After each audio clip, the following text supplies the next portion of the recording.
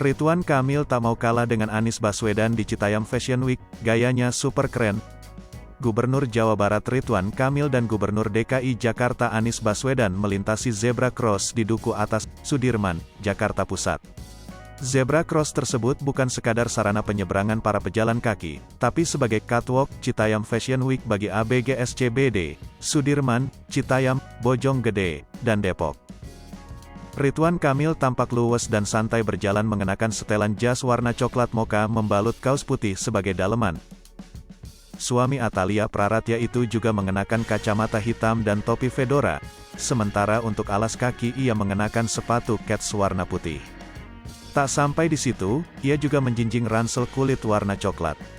Secara keseluruhan Ridwan Kamil terkesan kasual, namun, tetap modis.